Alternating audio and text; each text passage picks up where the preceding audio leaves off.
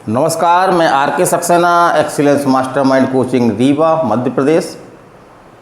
आज ये सिविल जज और एडीपीओ की ऑफलाइन क्लास में आपका सभी का बहुत बहुत स्वागत और अभिनंदन करता हूँ। आज बहुत ज़्यादा नहीं पढ़ाना था मेरे को, क्योंकि एक ही धारा बची थी एक अध्याय में। वो धारा है 25A या 25 का, तो महत्वपूर्ण धारा है, इससे क्वेश्चन बनते हैं और ये संशोधन द्वारा बाद में जोड़ी गई है। और आज का हमारा टॉपिक है अभियोजन निर्देशालय, और ये दंड प्रक्रिया संहिता 1973 का टॉपिक है ये। और धारा कौन सी है? 25A। तो चलिए हम चलते हैं। तो इस धारा से आपके क्या क्या क्वेश्चन बनते हैं, हमारा यही पर्पज़ है, क्योंकि हम एग्ज़ाम की दृष्टि से पढ़ा रहे हैं ये। तो जहाँ जहाँ से क्वेश्चन बनते हैं वो आज हम बताने का आपको प्रयास कर रहे हैं। तो पहला तो हम देख रहे हैं कि धारा 25A में जो है वो अभियोजन निर्देशालय के बारे में बात कही गई है। तो एक क्वेश्चन आपका ये बन सकता है कि अभियोजन निर्देशालय संबंधी प्रावधान हमारी किस धारा में है? तो धारा 25A में है। दूसरा क्वेश्चन आपका जो बनता है इससे वो ये बनता है कि जैसा हम जानते हैं 25A तो इसे बाद में जोड़ा गया है। तो इसको कब जोड़ा गया? तो 2005 में इसको संशोधन द्वारा जो है CRPC में ऐड किया गया है। और धारा 25A द्वारा जो है वो प्रत्येक राज्य में जो है वो एक अभियोजन निर्देशालय का प्रावधान किया गया है। तो ये धारा हमको मुख्य रूप से अभियोजन निर्देशालय का किस तरह से गठन होता है, उसकी क्या कार्य शक्तियाँ हैं, वो किसके नियंत्रण में होता है, उसमें कौन कौन से पद होते हैं, इनके बारे में एग्जाम में क्वेश्चन बनते हैं। तो वही मैं आज आपको बताने जा रहा हूँ। चलिए अगला देखते हैं। तो अभियोजन निर्देशालय की स्थापना कौन कर सकता है, ये क्वेश्चन आपका बनता है एग्जाम में।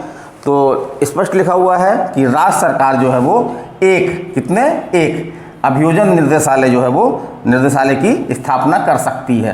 तो राज्य सरकार को अभियोजन निर्देशालय की स्थापना करने का अधिकार है।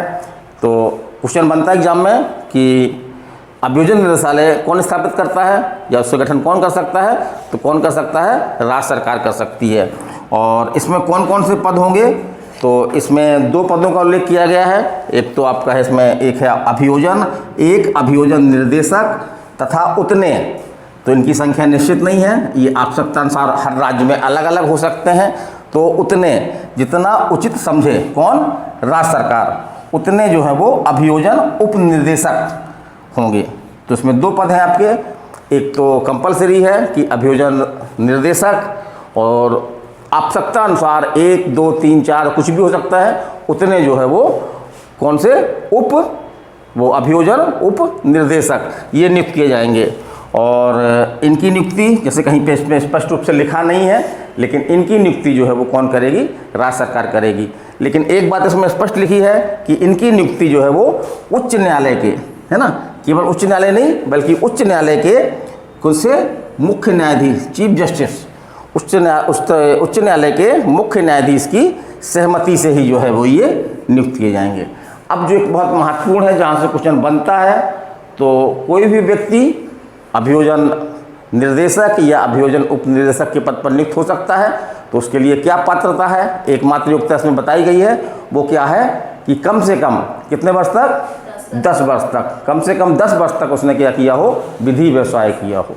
तो ये एग्जाम में क्वेश्चन पूछ सकता है कि अभियोजन निर्देशक या अभियोजन उप निर्देशक बनने के लिए क्या योग्यता है? तो कम से कम 10 वर्ष तक उसने क्या किया हो? विधि व्यवसाय किया हो। चलिए हम आगे चलते हैं। तो अभियोजन निर्देशालय का अध्यक्ष कौन होता है? अभियोजन निर्देशक, है ना। तो कोई पूछ सकता है कि अभियोजन निर्देशालय का अध्यक्ष कौन होता है? तो कौन होता है? अभियोजन निर्देशक। और ये किसके नियंत्रण में होता है? तो ये राज्य का जो गृह मंत्रालय है ना, गृह मंत्रालय या गृह विभाग कह सकते हैं उसको हम, तो उसके जो है वो प्रशासनिक नियंत्रण में होता है। तो अभियोजन निर्देशालय का अध्यक्ष कौन होता है? उसको हम किस नाम से जानते हैं? अभियोजन निर्देशक के नाम से जानते हैं। और ये जो है किसके नियंत्रण में होता है? तो जो राज्य सरकार, जिस राज्य का अभियोजन निर्देशालय है, उस राज्य सरकार का जो गृह विभाग या गृह मंत्रालय होता है, उसके जो है वो ये प्रशासनिक नियंत्रण में होता है। तो ये एग्जाम में क्वेश्चन पूछा गया है आपका ये।